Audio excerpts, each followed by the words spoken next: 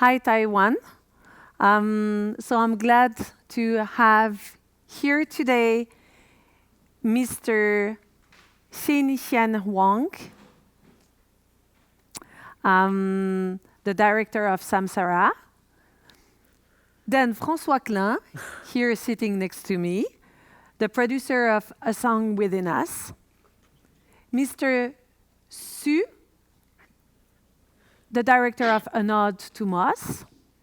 And John Hsu, the director of A Great Hoax, The Moon Landing. So in this panel, I will leave it to you to introduce your work. You have 10 minutes each, and then we will have a panel discussion all together with the public as well, and the audience perhaps via the live stream. So I'll let you go first, Mr. Su, for An Ode to Moss.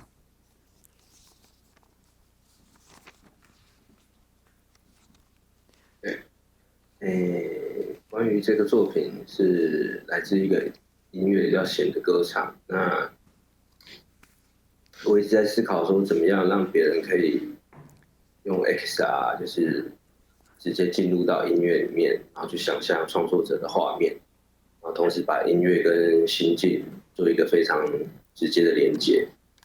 那这个作品一开始，我是让一个镜面的水，像是一个湖面，安静的产生一点涟漪。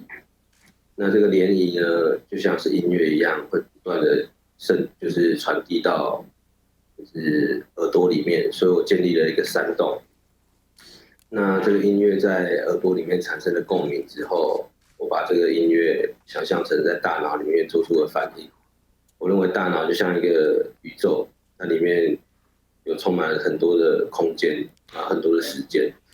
在借由这个大脑的反应之后，我们透过眼睛，然后传达到看见这个光线的感觉，这样。那我就把这个环境塑造在一个太空中的一个太阳，那就是一个眼球。那再从眼球往下延伸，可以让我感觉到音乐跟空气的关系，就我可以感觉到气味，我可以感觉到就是风的感觉。那最后再从这个气味中延伸到回到一开始的大的场景。那对我来讲，这个场景像是一个音乐，很像是一种精神的信仰，所以我把那个牙齿排列成巨石的形状，然后让这个音乐在中间可以再从一开始发出的声音，经过你的身体的各个部位之后，再从你的嘴巴就是传递出另外一个声音。那这是我对一个音乐，然后跟 XR 这种直接让每一个人可以进入到音乐的那个空间的想象，然后可以感觉到你可以在里面自由的走动，然后可以随着音乐跟体验一直到最后像是一个旅程一样。那用的技术是希望可以比较特别是 XR， 是因为它可以让每个戴入这个影像的头盔的人可以走到这个水面上，可以听到水面互动的声音，然后也可以触碰得到，感觉在真实的眼前是这些人跟声音是可以同步在一起的。那这个创作的作品的过程像是一种旅程啊，那随着音乐跟着大脑一起进到创作者想象的空间。那我相信这个东西是一个很实验、很挑战的方式。那可以让每个不一样的音乐可以创造出不同的环境，然后带给大家不同的旅程。大概是这样。I'm sorry, Mr. Su. We didn't have the translation. Did you have the translation? Because we didn't have the translation. Yes, I think. Can you hear me now? Yes. Well, it's very, very faintly, very, very faintly. I heard you before. I heard a little voice in my head, but I wasn't sure it was you.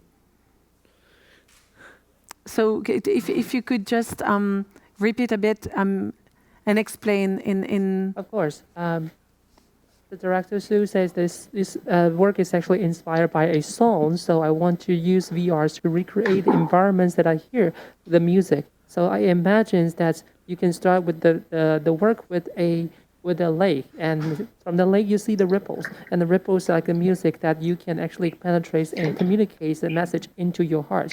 And I envision that our brain is a universe.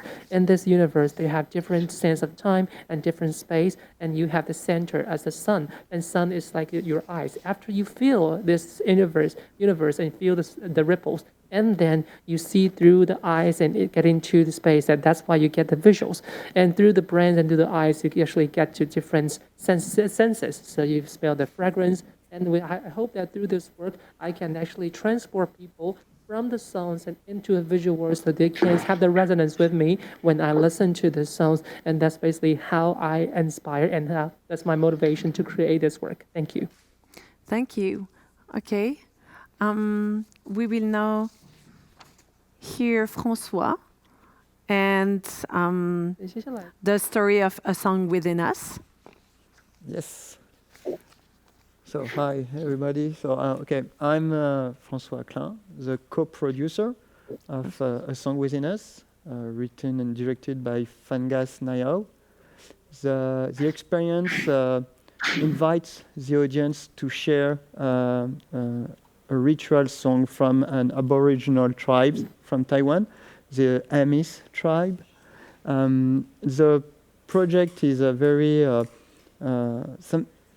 it comes from deep from the director because he's himself a descendant of an Aboriginal tribe, and he wants with this project to bring attention to Aboriginal Taiwanese culture, and what does it mean nowadays to be an Aboriginal and have these roots to this original people from Taiwan before the Han ethnicity come from China mainland to settle in Taiwan Island.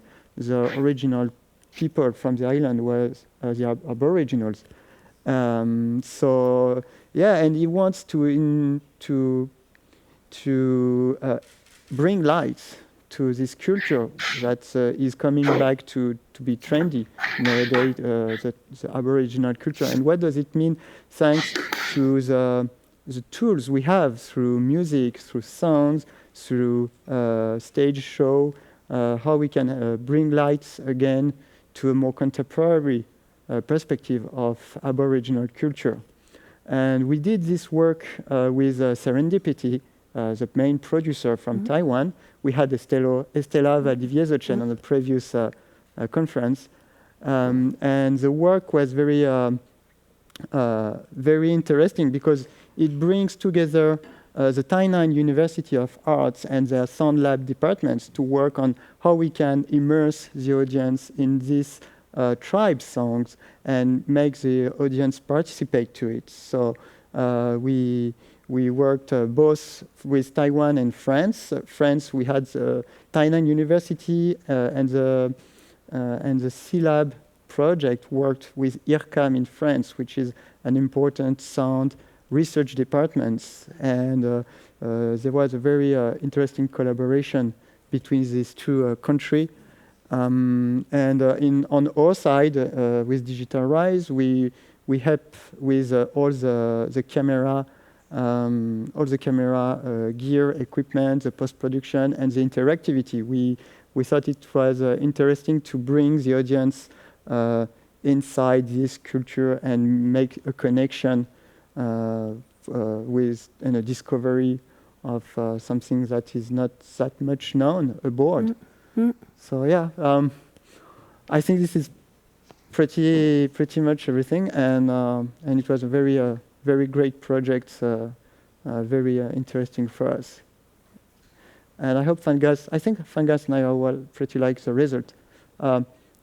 It was delicate to work with the Aboriginal tribe because they tend to be very protective with their culture, and the Fangas worked a lot with the Amis tribe and the elder from the Amis tribe to convince them to work with him on creating this project. And what they liked is the fact that the song we use for a song within us is a song that is played in circle, and everyone sings, and we bring the perspective of the viewer in the center of this circle, and it's an interesting perspective on the ritual that doesn't come often. So yeah, that was interesting to work with both Aboriginal culture from Taiwan and bring new technologies to this, and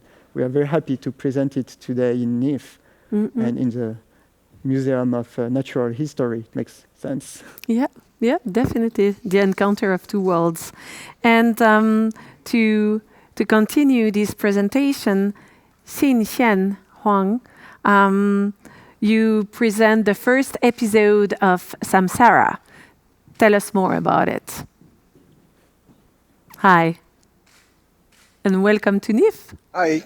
Yes. So, yes, it's my pleasure and honor to be here. So I have a presentation I would like to show.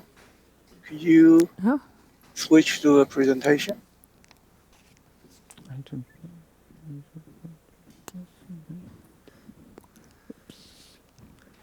Right. Yeah. Okay.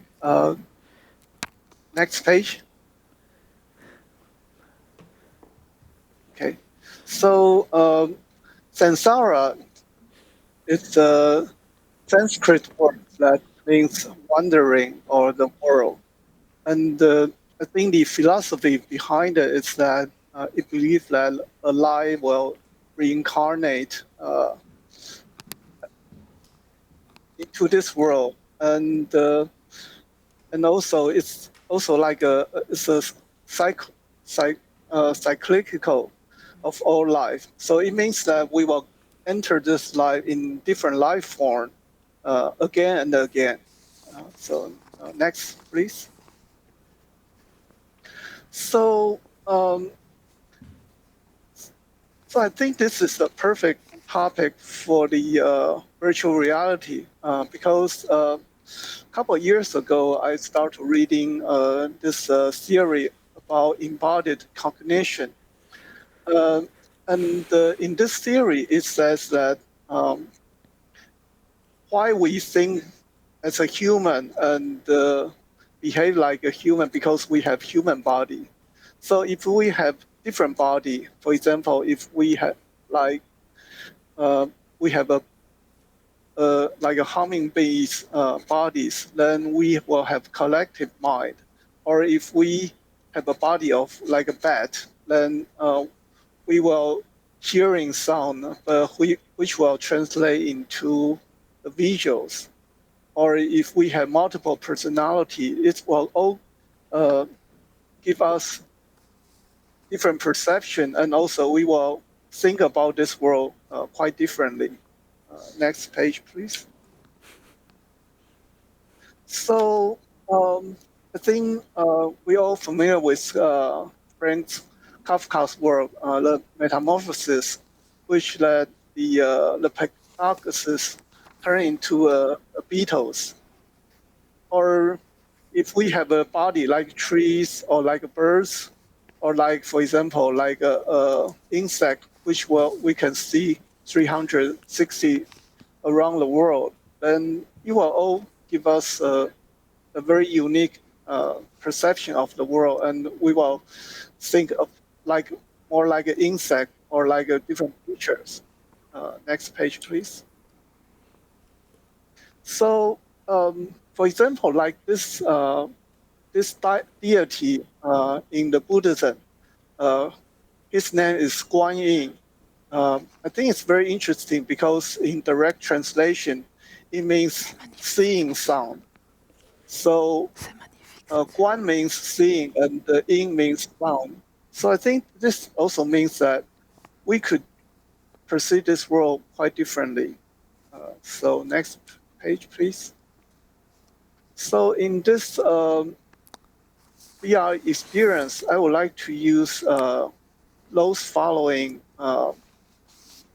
theory, for example, like embodied cognition, story living, and give the audience a chance to be being different person or even different live beings.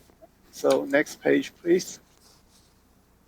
So this is the wheel of samsara, which means that during our lifetime or during our path to this universe, we will go through different phases of life. Next, please. So we may become a different person. May become a man or become a woman or become different creatures. Next page, please.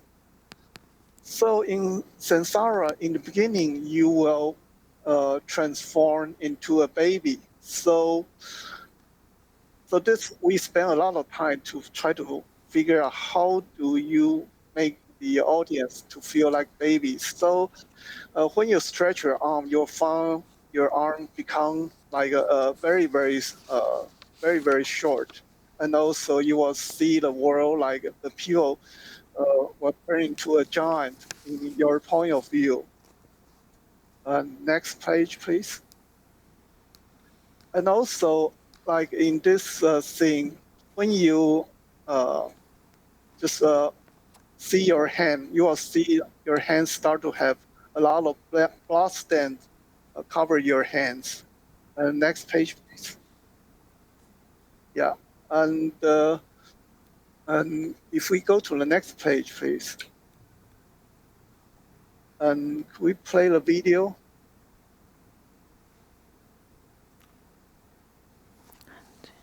Yeah. You play the video, please. You probably need to click on the video.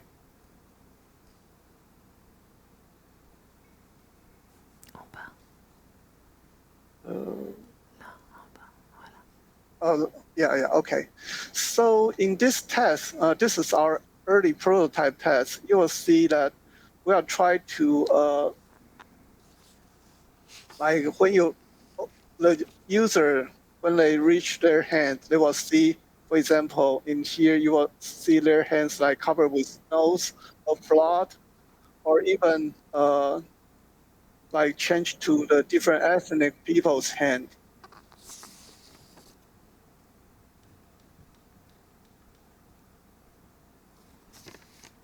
Or like the next test, we even put the stigmata on the user's hand.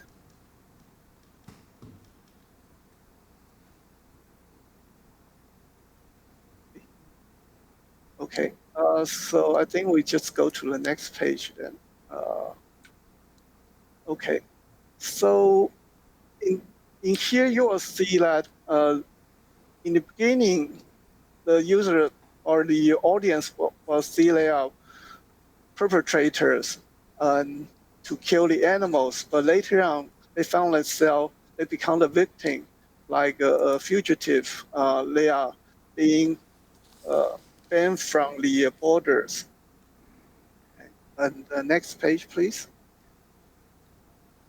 Or they will see they become a suicide bombers and holding detonators. So when they look down on their bodies. Next page, please. They will see their body like stripped with the explosive and ready to explode. And next page, please.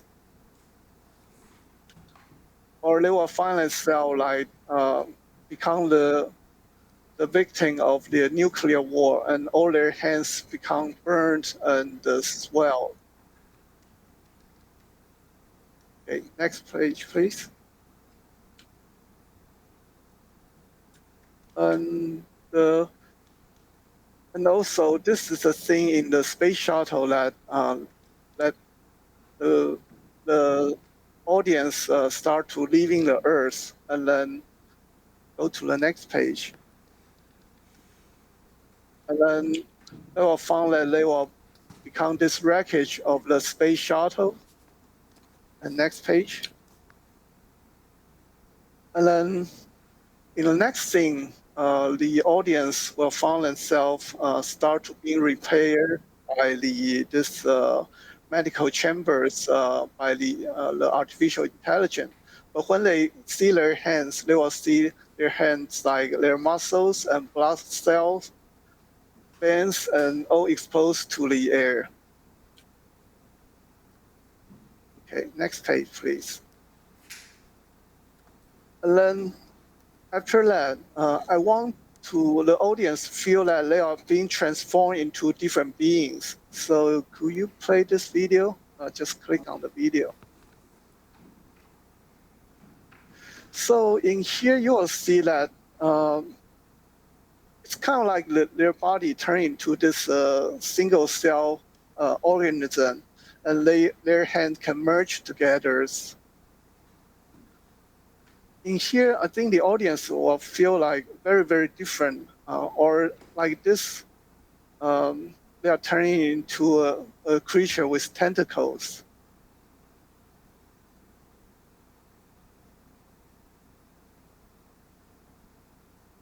Or like this one, the audience hands will duplicate and become like they have like 6 hands.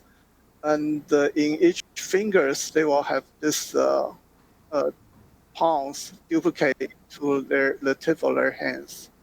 Or here is another creature that the audience will find that their hand is like they are turning into the chameleon, and they can change their colors according to the environment. And so I think I will just stop here. This is kind of like some of the snippet from the SAMSARA. So I think the key point is that I would like to the audience to completely transform or stage by stage gradually into a completely different beings, and to feel that what's that like to be other beings. And I think this is what I want the audience to feel in my work. Thank you very much. Thank you. Thank you very much. And now we'll follow up with the last work. It's John Su with The Great Hoax, The Moon Landing. Hi. Hi, John. Nice having you here. Hello. Hi. Yeah, it's my pleasure too. Great Hoax, The Moon Landing is my second VR project. It's also my very first interactive VR experience, because my first VR project was a 360 video called Your Spiritual Temple Sucks. I think that the Grace from the last panel has already mentioned that. With Great Hoax, what we were trying to do is to, it was because when we were making Your Spiritual Temple Sucks, I kind of feel that I had this urge as an audience, as the user, to be able to interact with the world more. So with Great Hoax, what we tried was that we implemented the interactive nature of a real-time experience to implement it with the narrative. So it started basically from an invitation from Kaohsiung Film Festival, and also the public television channel PTS in Taiwan. They wanted to make it like some kind of an anniversary of the Apollo 11 operation. So they invited me to make something about it. So because most of my previous works has been satires or comedies, so it was quite natural to me to make it into some kind of like a satirical interactive experience. What came to me in the first is that I was thinking about what kind of a relationship we actually have as a Taiwanese to this world famous moon landing operation, which is kind of like you can say that there's almost no connection with Taiwan. That we're celebrating something that we that have nothing to do with us. So that kind of became a part of the main joke of the project, that what if the Taiwanese government want to recreate a moon landing, but we lack the funding like the greater countries like America. And they started following this kind of a conspiracy theory that what if we fake our own moon landing and pretend that it's real.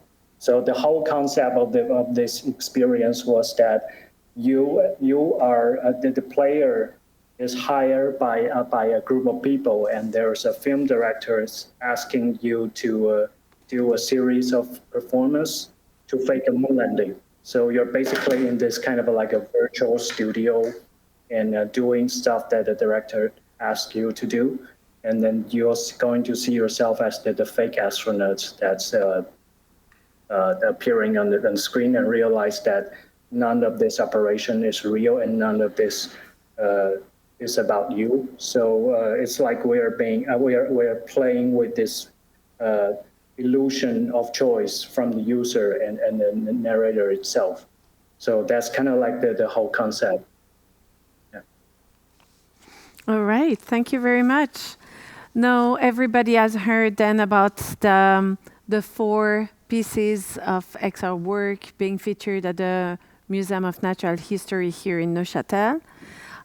There is SAMSARA, the embodied and story living experience. There is a song within us that is a sound interactive experience in a dome, right? For 5 people, or it can be in a dome, but it can also be in a, yeah. It has been designed to be the best experience. Yeah. Okay, the best way you can experience it. But for more convenience, we present it in a classic VR headset. VR headset, yeah. We adapt it.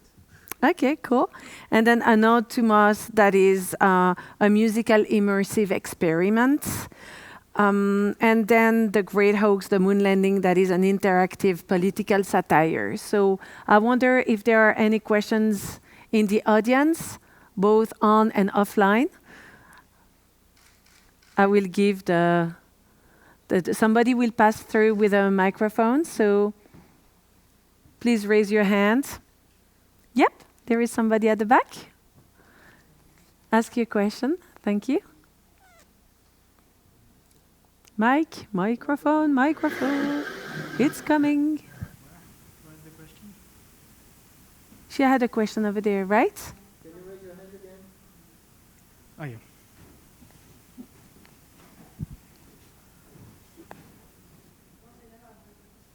Oh, okay. Well, I have a question.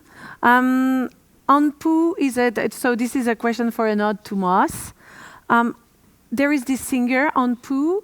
Is she a very famous, or what type of singer is this person in real life? Because obviously it's based on her song, and most of the script is based on that music. So I had this question for you.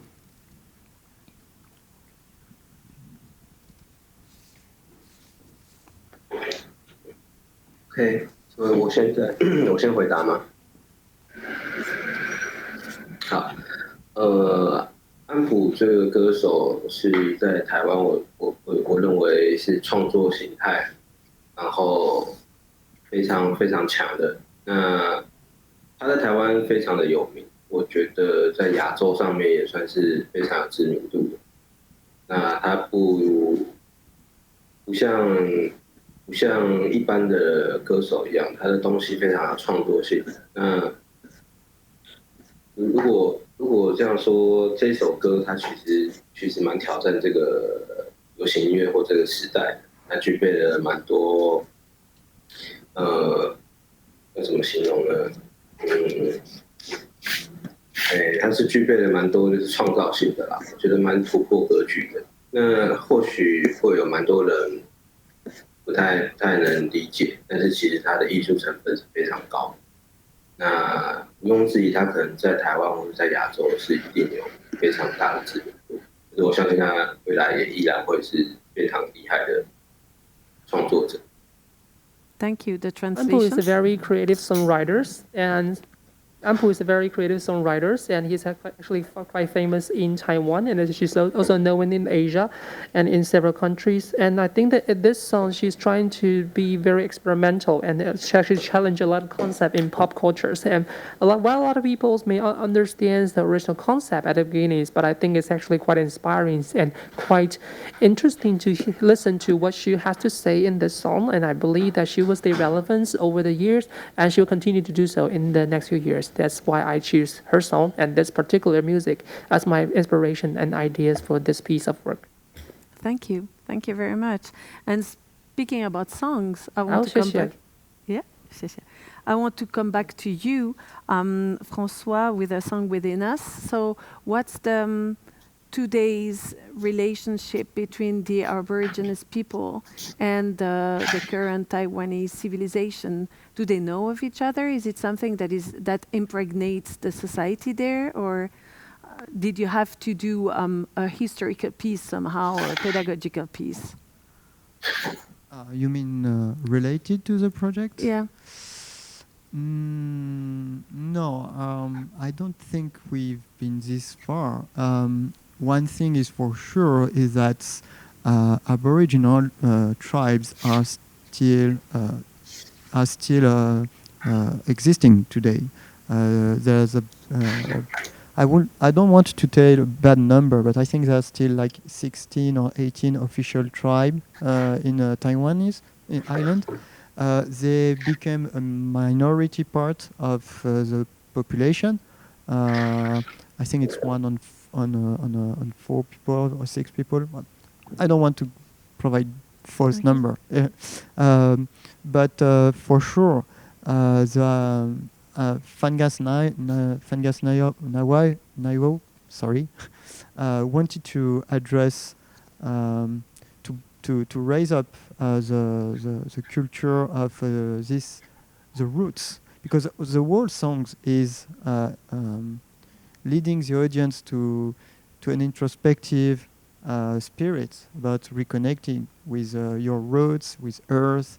It's there's an environmental meanings of the songs. And it's somehow political too, because the Aboriginal have difficult time nowadays to exist and be part of the society and being considered as equal as the other ethnicities of the island. But you know, the Aboriginal tribe in Taiwan are important for the history of the island and creates an international identity with a long history of people living there. And it can be interesting for an international recognition of Taiwan history and background, and for the future of the island. Yeah, that's why I enjoyed work on this project, and I pretty much enjoy the work of Fangas with this. Okay, so speaking of co-production, how I will ask you the question and then go back to John Hsu, because you both have co-productions with your project that is shown here, and how come a French guy suddenly ended up in the Taiwanese backcountry to film, you know, the Aborigines? And the same I will ask from you, John Hsu, about your co-production with Argentina, and how come? So first you, François, and then you, John. Well, A Song Within Us is somehow linked to the first. It's a second co-production we did with Taiwan and with a Serendipity film. The first one was Mechanical Souls, as Aurélien and Grace and Estella talked about in the previous conference. So we had this opportunity to create a first international co-production with Taiwan in VR. And as things works pretty nice, we wanted to push the collaboration furthermore in this second work. And this is how things happened. We enjoyed the show, and we are still working a little bit on maybe doing it a a documentary series about Pacific tribes. There's still opportunities on the book. Okay, great. And you, John? Yeah, since we share the same production company with François, which is Serendipity, I think their approach has always been finding an international partner whenever it's from. So when I remember that when we started this project early on, that we know that we're going to need extra help besides the Taiwanese company, because the animation experience and scale and the quality that we need for Great Host is a little bit beyond what a Taiwanese animation company can do. And also I think it was when I was in South by Southwest, it was in 2018 or no, 2019, that where I saw one of the most famous VR project, which is Gloomy Eyes from 3DAR.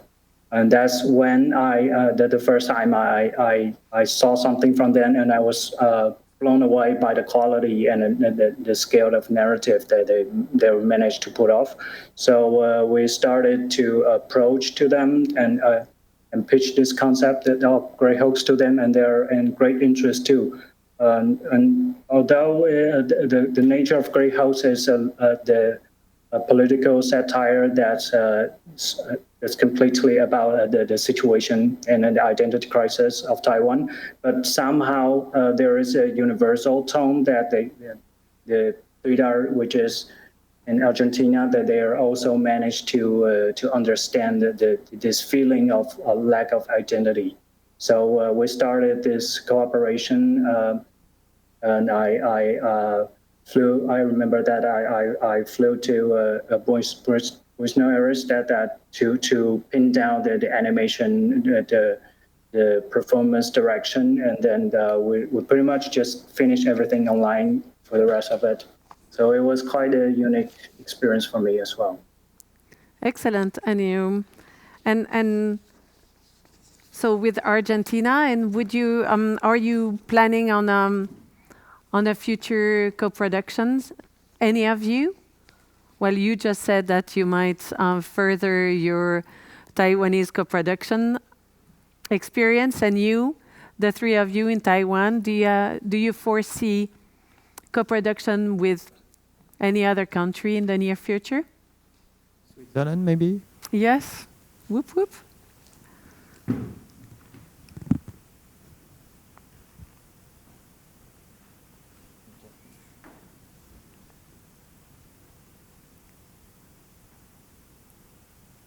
Nope.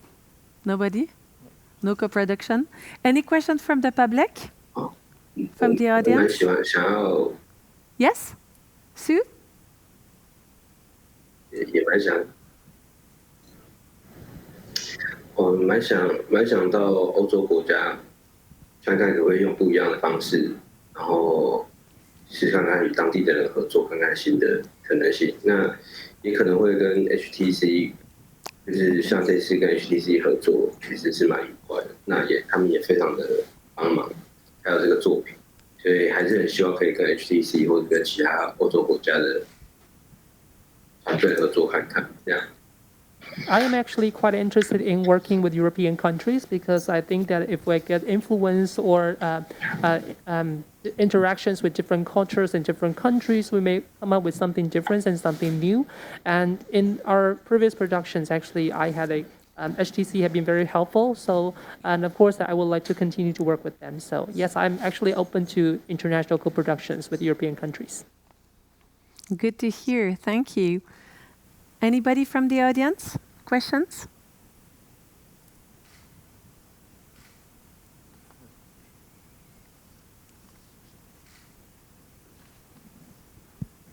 You have one?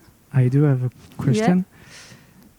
Yeah. We see not much of XR here in Switzerland, and I was wondering how it is in Taiwan. I mean, here in Switzerland it's mostly video games, but is there in Taiwan something like apps that are more useful, or is it more creative content? Could you say a word about it? Yeah, actually, it's a very good question that I had saved for the first panel. But yes, it's how do you manage to have this thriving scene exactly? Like here, we don't see much of it. So, what's your take?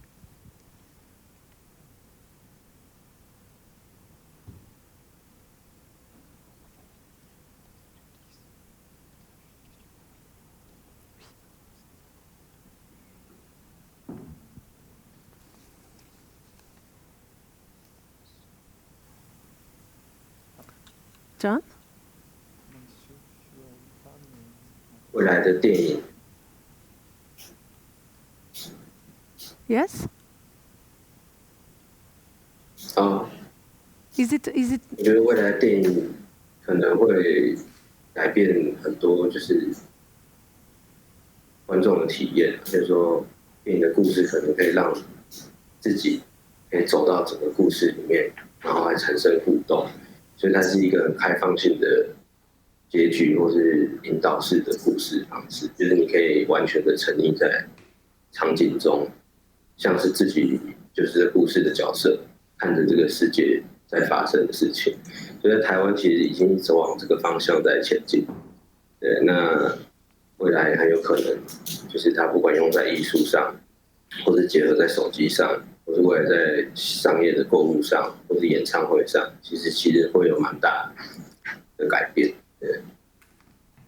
Actually, I think that in Taiwan, many viewers are no longer satisfied with just sitting there and watch the films going on in front of them. They want to be a part of it. They want to participate. So that's why you are seeing more works that are trying to engage viewers or participants or visitors into the process. I think this technology will continue to develop and in more and more scenarios, like in shopping experiences or in artworks or in different performances. I think that's what we are seeing now, that people want to actually be a part of it and not just as a standby or for a bystander.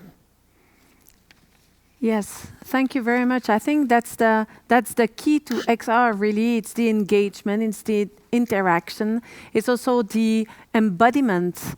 And all this can be really experienced with your content and your creations. By the way, these 4 men here are award nominees and winners.